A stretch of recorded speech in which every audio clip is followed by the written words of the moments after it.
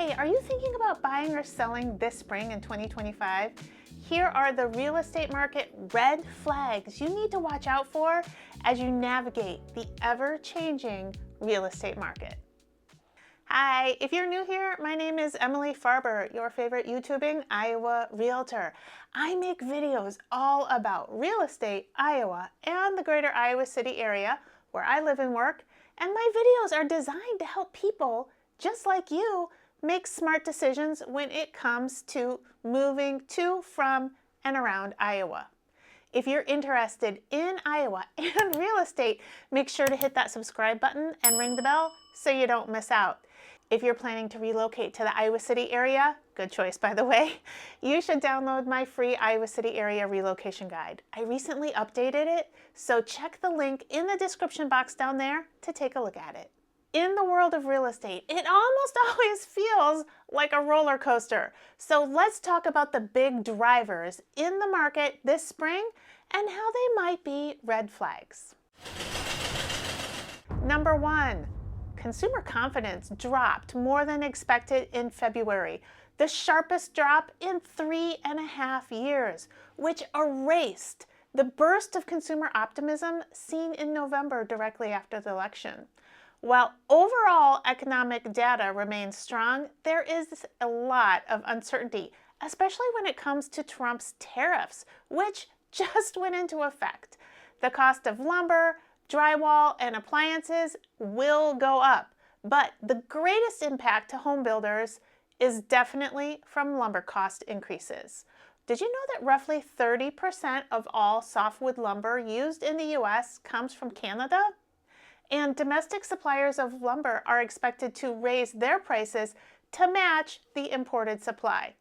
Now, while Trump did just sign an executive order to ramp up domestic lumber production through a streamlining of regulatory and permitting processes, domestic lumber suppliers cannot meet current demand, said Ken Geer, CEO of Leading Builders of America.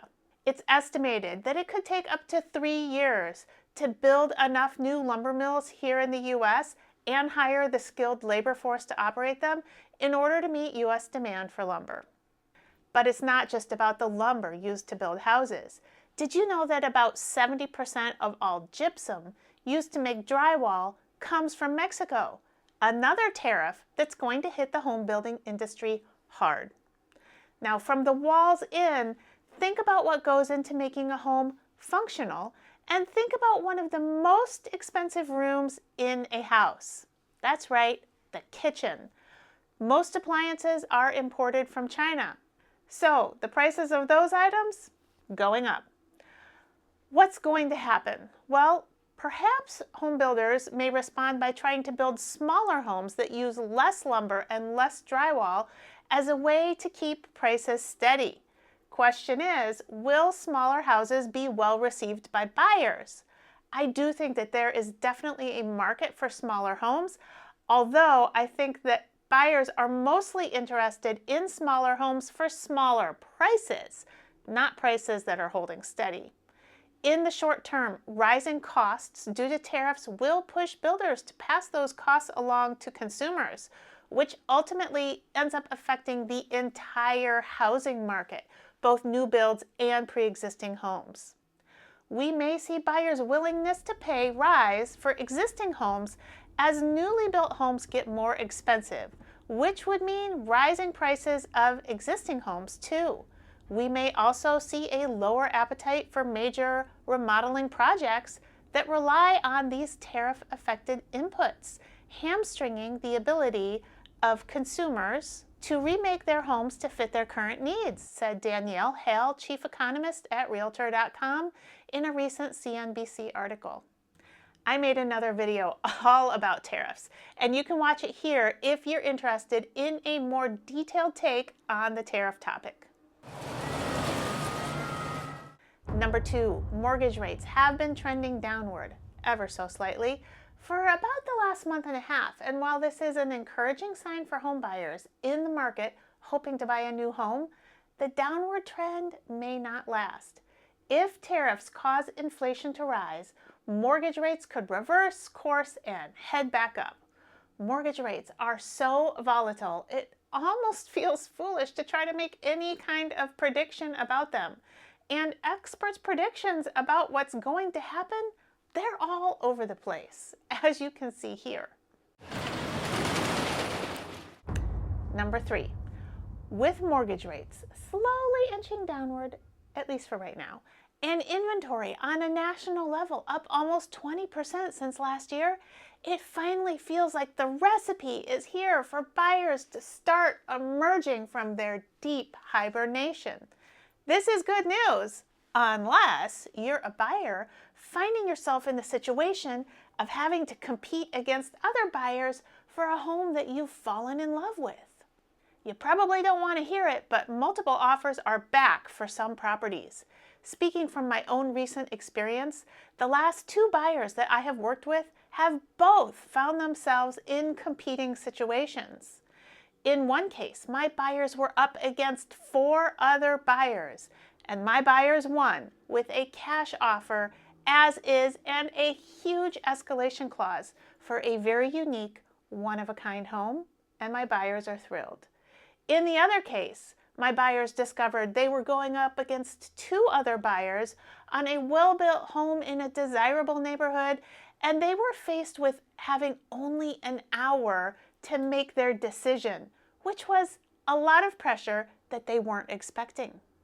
I had the basics of the offer all drafted up for them in order for us to be able to move quickly, but ultimately they decided they were not going to throw their hat in the ring this time. So close, but no cigar. I'm also noticing the return of a certain kind of language in listing descriptions in the agent's notes, which reads, seller requests 24-hour response time on all offers, but reserves the right to accept an offer at any time. That means the seller is setting themselves up for the potential of multiple offers, and they will not be pressured into responding to an offer with a very short time frame. Now, if you're a buyer who's frustrated by that, and I can understand why, you should know that there are workarounds. And by workarounds, I mean money games. But if you want to know how, well, I guess you should be working with an agent who has a full playbook of various tactics to deploy for differing situations.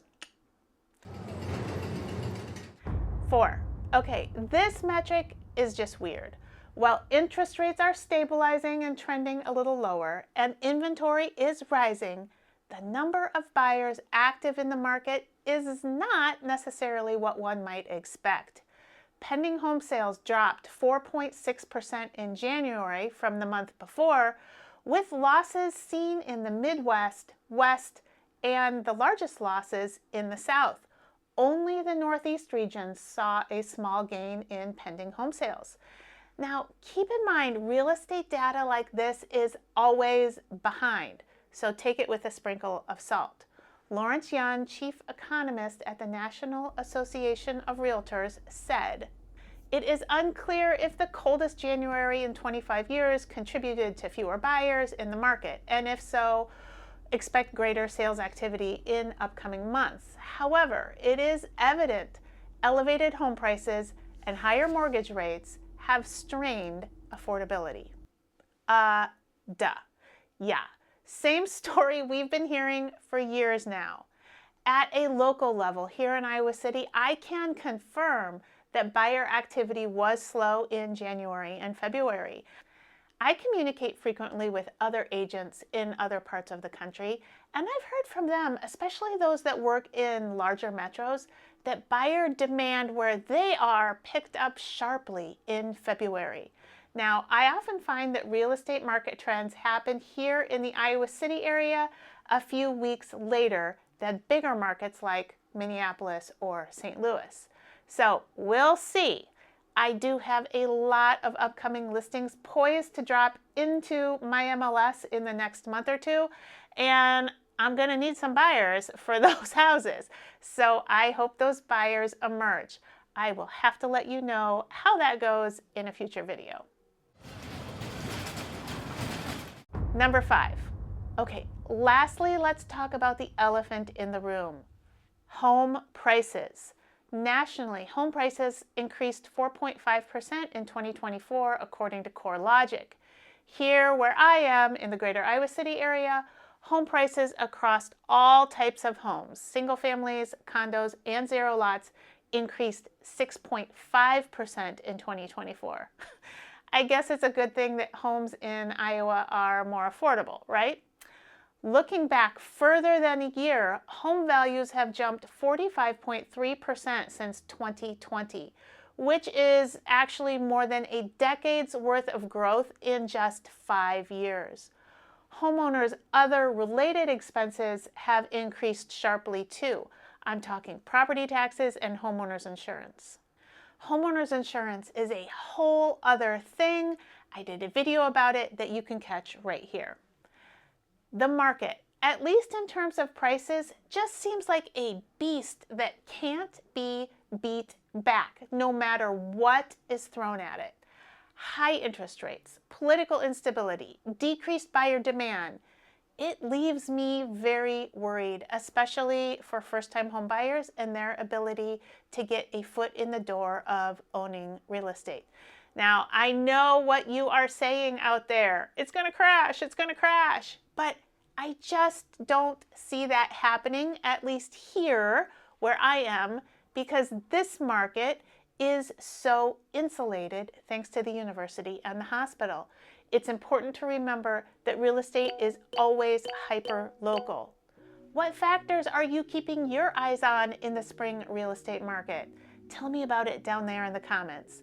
If you would like to talk to me about buying or selling residential real estate in the greater Iowa City area, I would actually love to hear from you. You can find all of my contact information down below.